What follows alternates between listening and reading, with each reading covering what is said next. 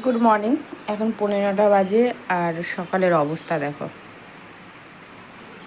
মনে হচ্ছে সকালেই 42 ডিগ্রি হয়ে গেছে। সারাদিন তো পড়েই রয়েছে, দেখিনি কটা বাজে, দাঁড়ানো যাচ্ছে না, মানে এতটাই তাপ রোদের। দুধ গরম বসিয়েছি, বাটিতে অল্প দুধ ছিল, সেই দুধটা গরম করে নিয়েছি, আর এটাতে দুধ ছিল, তো একসাথে দিয়ে গরম মানে আগা পিছা গরম করলাম, নাহলে যদি ফেটে যায়। আর দুধটা নামিয়ে চা বসাবো, দিয়ে দুধ গরম বসাবো, ঝোঁকে ঝোঁকে এই যে দুধটা ছিল এই বাটিতে, এই দুধটা দিয়ে দিয়েছি, মানে এই বাটি দুধটা জাল ছিল না।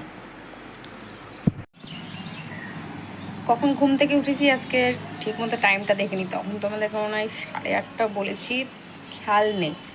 যদি 8:30টায় উঠি, এবার ধরো যে টুকিটাকি তো বেশ অনেকগুলো কাজ যেটা সকালবেলা থাকে, ফ্রেশ হওয়া, তারপর আমার ফোনের যে কাজ কালকে রাত্রে গুনি সেটাকে কমপ্লিট করলাম, দুধ গরম করলাম, দুবার দুধ গরম হলো, চা হলো, প্রায় অনেকটা সময় লেগেছে। এবার চা করে যখন নিয়ে আসছি তখন দেখছি বাজে 9:45, সময়ই পার হচ্ছে না, এখন 11:30 বাজে। তো কী করব বুঝতে পারছি না, না ঘুম থেকে উঠলে আমি বিছানাটাও ছেড়ে নামাতে পারছি না। দুয়ার তো ঝাড় দিয়ে মোছা হয়ে গেছে, কিন্তু ঘরটাই রয়েছে, ঘর আর রান্নাঘরটা রয়েছে, কী করবো বুঝতে। কালকে চাদর, বালিশের ওয়ার, নাইটি, যে সমস্ত কিছু কাচা হয়েছিল, তো সেগুলোই আমি এখন ভাঁজ করে নিচ্ছি। বালিশের ওয়ারগুলো বুঝতেই পারছো কোনগুলো, যেগুলো আমি ওই বড় বালতিটা গোছানোর সময় আমি 3টে বালিশের ওয়ার পেয়েছিলাম, সেটাই আর কি, কালকে তো নয় তার আগের দিন। তো সেটাকে সুন্দর করে গুছিয়ে নিচ্ছি। কালকে ইচ্ছে হলে গুছাতে পারতাম, কিন্তু গুছাতে ইচ্ছা করে না। একদিন না শোকেসটা ধরতে হবে, মানে শোকেসের ভেতরটা আমি যে ছোটো ছোটো জিনিসগুলো ভাঁজ করে ওখানে, মানে যা পড়ি রেগুলার বিশেষে ওখানে থাকে কি না, তো সেটা না আমাকে একদিন ধরতে হবে। আবার অগোছালো হয়ে গেছে, মানে অগোছালো হয়নি, জিনিস রাখতে রাখতে কিছু কিছু জিনিস মাঝখানে মাঝখানে গুটিয়ে গেছে, ব্যাস। তারপর কোনো জিনিস ভরছি তো উঁচু উঁচু হয়ে গেছে, মানে জিনিসটা আর আটছে না, মনে হচ্ছে কত না জিনিস আমার ঘরে রয়েছে পড়ার মতো, কিন্তু গুনে গুনেই কিছু সামান্য জিনিস রয়েছে, ওটাতেই মনে হচ্ছে কত কিছু। আর এদিকে ঘরে চলে আসলাম আমি, গদিটা না উল্টে দিতে হবে, না উপরটা নিচে দিতে হবে, কেননা বসে গেছে দেখছি জায়গায় জায়গায়। আর কতদিন যাবে বলো, 6 বছর তো হয়েই গেল। আর দিয়েছি, মানে এটা নন ম্যান্ডেটরি ছিল, কিন্তু তবুও বলেছিল অনেক দিন যাবে, আমাদেরকে 4 বছর বলে দিয়েছিলো যে তুমি 4 বছর আরামে ব্যবহার করতে পারবে, কোনো কিছু হবে না। তো এখানে একটা কাণ্ড হয়েছে, তোমরা একটু শোনো, আর কত নোংরা বেরিয়েছে গদিটা দিয়ে।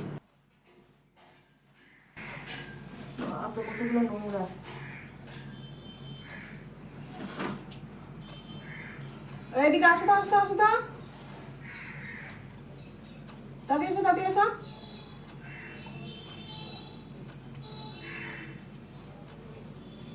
কই শুনতেই পাই না।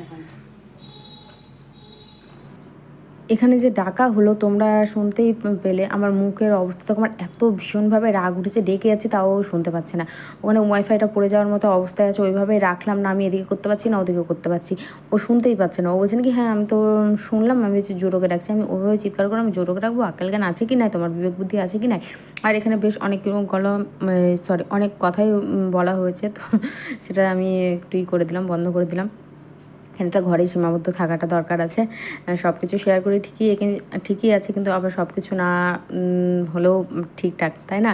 এখানে বলছে, হ্যাঁ সকালবেলা আমি ঘুম থেকে উঠলাম আর লেবার খাটাতে শুরু করে দিয়েছো আমাকে, তো এখানে যা বলা তা বলা হয়েছে দুজনের মধ্যে, ব্যাস ওখানে এই ইতি, মানে এখানেই শুরু এখানেই শেষ হয়ে গেছে। তো তোমরাই বলো মাথাটা কেন গরম হবে না, কেন গরম না? আর বলেছি একটা স্যান্ডউইচ পরে থাকতে, না ও পড়তেই জানে না। আর কতবার আমি এটাকে করবো বলো তো, হেজি করে রাখবো, আর পারছি না, থাক। ওর চাদরটাও আমি চেঞ্জ করে নেবো, কেন চাদরটাও নোংরা হয়েছিল, কিন্তু দেখে তো মনে হচ্ছিলো যে পরিষ্কারই হয়েছে, কিন্তু পরে জানতেই পারবে যে কী হারে নোংরা হয়েছিল। কাচার সময় আমি বুঝতে পেরেছি। বালিশের ওয়ারগুলো উঠিয়ে নিয়েছি, বালিশের ওয়ারগুলো বেশ নোংরা হয়ে গেছিলো, মানে একটাই হয়েছিল যেটা হলো দ্বীপেরটা। তো নোংরাটা না পায়ে পায়ে পড়ছে, গদির যে নোংরাটা বেশি পায়ে পায়ে পড়ছে, সেটাকে ঝাড় দিয়ে আমি না এক কোণে করে দিলাম। আর বারান্দা, রান্নাঘর, মানে বেলকানি যেটা বলে থাকি আর কি, ঝাড় দিয়ে নোংরা আমার বেলচাতে ওঠানো রয়েছে, তো ঘরটা ঝাড় দিয়ে বার করলেই হয়ে যাবে, মানে মুছতে হবে না, মুছলে এই কিচকিচ যে বালি ভাবটা, সেই বালি ভাবটা না বিছানার চাদরের উপরে উঠে যাবে। তো একেবারে সমস্ত কিছু করে টোরে তোমাদের সামনে আসবো। সকাল সকাল যদি মাথাটা গরম হয় তো কার ভালো লাগে বলো? এমনিতে তো গরম, মানে গরমের মাত্রা ছাড়িয়ে গরম, মানে ভাবাই যায় না যে এত গরম কোথা থেকে কীভাবে পড়ছে। এদিকে মেঘ, এদিকে রোদ, সব কিছু একসাথে রয়েছে। দেখো না কত সময় ঘুরঘুর ঘুরঘুর করলো। একটা স্যান্ডো গেঞ্জি পরতে বলে সে স্যান্ডো গেঞ্জি পরতে পারে না। আমরা নাইটি কী করে পরে থাকি কে জানে, বাপরে। মেয়েরা নাইটি, শাড়ি, এই যে দেখো কেমন লাগে, মাথাটা গরম হয় কি না হয়, তুমি কতবারই করবে হেজি ভাবটা, তুমি কতবার করবে? থাক, যেমন আছে তেমনই থাকবে। এখন যদি ও না সরে তো আমি কী করবো বলো তো? আর এদিকে জানলাতে জানো এত নোংরা পড়ে রবার্টগুলোতে, কালো কালো যে রবার্টগুলো রয়েছে ছোটো ছোটো করে, ভীষণভাবে নোংরা পড়ে এগুলোতে, পুরো প্রতিদিন আমাকে পরিষ্কার করতে হয়। যেটা থাকলো আমারও দেখছি বালিশের ওয়ারটা কোনো কিছু হয়নি, আর জোরটাও হয়নি। এবার একটা বালিশের ওয়ার খুললাম, সেটা হলো দ্বীপের। তো খুলে দেখ ওর বালিশটায় এত আঠা চ্যাটচ্যাটা হয়ে গেছে যে কি বলবো। তো না পারতে আমার ওয়ারটা খুললাম, আর জোটোর ওয়ারটা একদম পুরো পরিষ্কার হয়েছে। তো জোটোর ওয়ারটা রেখেছি, আর কোল বালিশের ওয়ারটা রেখেছি। এই দুটো বালিশের ওয়ারটা পরে নিয়ে নেবো, অসুবিধা নেই। আপাতত ওয়ার দেওয়াই রয়েছে, মানে দুটো করে ওয়ার থাকে। আগে তো বিছানাতে দুটো করে চাদর থাকতো, এখন তো দুটো করে চাদর রাখছি না, একটাই চাদর রাখছি কাচার ভয়ে। যে চাদর কাচতে ভীষণ কষ্ট হয় চাদর কাচতে। আর এই খাটটা ওখানে গ্যাপ দেখছো আছে, দেখো না, ওই যে গ্যাপটা রয়েছে, ওই গ্যাপটা রেখে দিলাম, মানে ওই ওয়াল থেকে এদিকে সাটিয়ে দিলাম খাটটা। তাহলে হাওয়াটাও ভালো মতো লাগবে। ওই কোন হাওয়া যায়, কিন্তু তাও আরও ফ্যানের নিচে একদম পুরো ডাইরেক্ট ফ্যানের হাওয়াটা খাটের মধ্যে পড়ছে। ও তো ওই কোনাতে শুয়ে পড়ে, তাহলে কী হবে বলো তো, হাওয়াটা সমানভাবে পড়বে। ঘর দোয়ার মোছাগুলো সব হয়ে গেছে।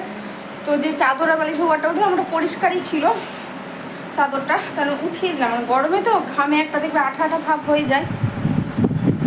রান্নাঘরে আমি সমস্ত কিছু জোগাড় করে নিয়েছি। আজকে তো রান্নার ঝামেলা নেই, পনিরের জাস্ট ঝোল আর ভাত, আর কোনো কিছুই হবে না। আর কালকে রাত্রের মানে গতকাল যে সোমবারে গেছে যে পাঁপড় ভাজা রয়ে গেছে, সেটাই থাকবে।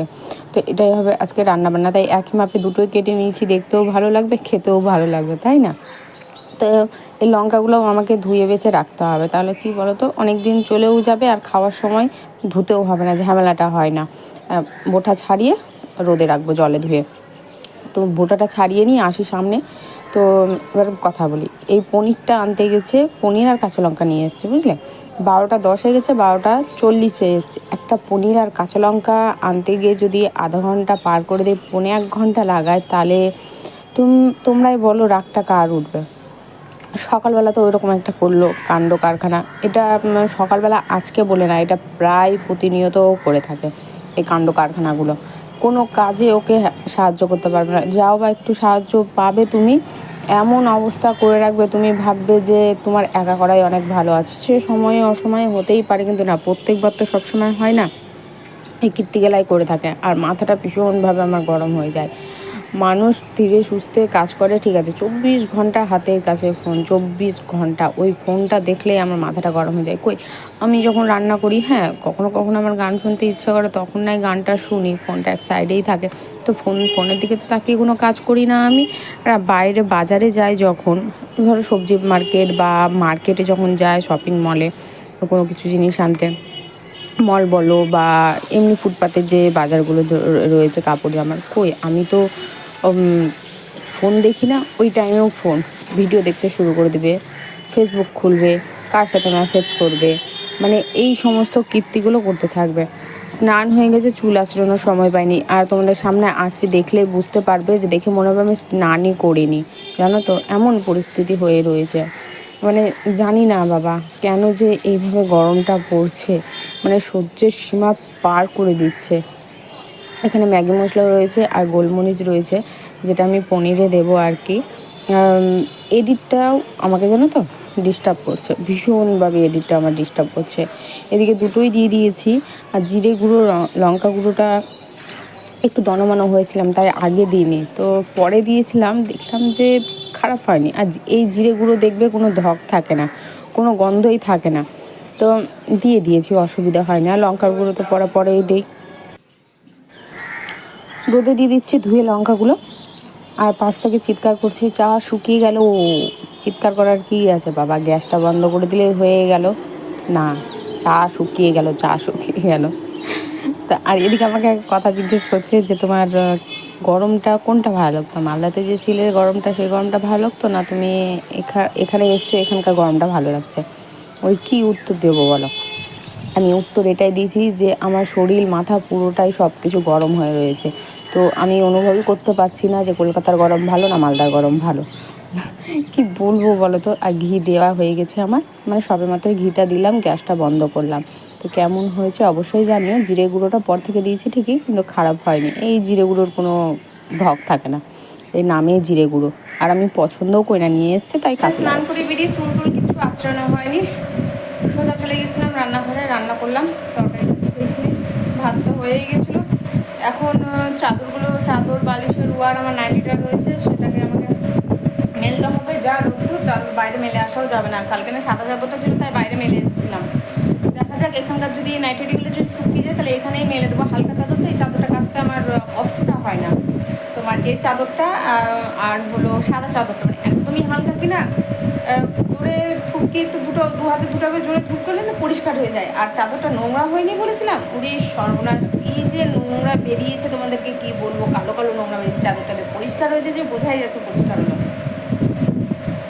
এখন আমি একটু চুলটুল আসিনি, ফ্রেশ হইনি, লেবু জল করবো, লেবু জল খাবো, বসবো, বসে তারপরে ভাত খাবো, জোটোকে খাইয়ে তারপরে খাবো, কেন এটা আমার প্রতিনিয়ত কাজ করতেই হয়। ফোনে চার্জ নেই, 11% চার্জ রয়েছে, এখন চার্জও বসাবো ফোন, পরে হয়তো তোমাদের সামনে আসছে। পরে বলতে এতটাই পরে এসেছি যে এখন রাতে 10টা বাজে, তো গুড নাইট জানিয়ে দিলাম। আর সোয়াবিন ভিজিয়ে রেখেছিলাম, সোয়াবিনটাই রান্না হবে রাত্রে। পনির তো অল্প একটু রয়েছে একজনের মতন, তো সেটা আমি ফ্রিজে রেখে দিলাম, ওটা কালকে জোটর হয়ে যাবে। আর প্রেশার কুকারেই করবো, ওই ভেজে পরিমাণ মতো জল দিয়ে দেবো, আর নামার আগে একটু কাসৌরি মেথি দিয়ে দেবো, ফোড়ঙে দেবো 5 ফোড়ন আর শুকনো লঙ্কা দিয়ে তরকারিটা রান্না করবো। ম্যাগি মশলা এই কারণে দিলাম না, যেহেতু দুপুরবেলা দিয়েছিলাম পনির তরকারিতে, তাই। আর ভাত যা রয়েছে হয়ে যাবে। জোটোকে আজকে 8টার মধ্যে খাইয়ে দিয়েছি, বাবু আজকে খাইনি একা একা, আর আমিও দুপুরে খাওয়াইনি, ওকে রাত্রেবেলাতে 8টার সময় খাইয়েছি। তো অনেকটাই ভাত রয়েছে, অনেকটা বলতে একজনার বেশি হবে, আবার অল্প একটু থাকবে, সেটা কোনো দিকেই হবে না। তো আমি তো মুড়ি দিয়ে তরকারি খেয়ে নেবো, আর অল্প একটু ভাত যেটা দুমুর থাকবে ওটা জোটোকে খাইয়ে দেবো, তাহলে ওর কী বলো তো মধ্যরাত্রে না খিদেটা পাবে না, কারণ 8টার সময় ভাত খেয়েছি তো ওটা না ভীষণভাবে খিদে পেয়ে যাবে। রান্না আমার হয়ে গেছে, কাসুরি মেথি দিয়ে দিয়েছি, আর কিছুটা আলু একটু হাতা দিয়ে থেতো করে দেবো, তাহলে ঝোলটা একটু ঠিকঠাক চলে আসবে। কেমন হবে জানি না, ভালো আমরা যদি চাই ভালো লাগাতে তাহলে অবশ্যই ভালো লাগবে, তাই না? তো চলো আজকে